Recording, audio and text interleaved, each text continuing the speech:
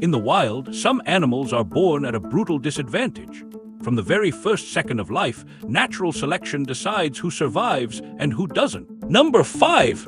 Barnacle goose chicks hatch on high Arctic cliffs. Within hours, they must leap into the void without knowing how to fly. If they survive the fall, they live. If not, they die. Number 4. Praying mantises hatch in massive numbers. Within minutes, they begin to eat each other.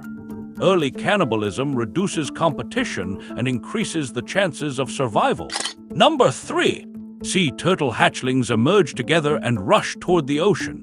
Birds, crabs, and fish hunt them along the way. Less than 1% will reach adulthood. Number 3. Spotted hyena cubs are born with their eyes open and teeth already formed. From day one, they can attack each other. In some cases, one kills its own sibling to survive. Number 1. In some shark species, such as the sand tiger shark, embryos fight inside the womb.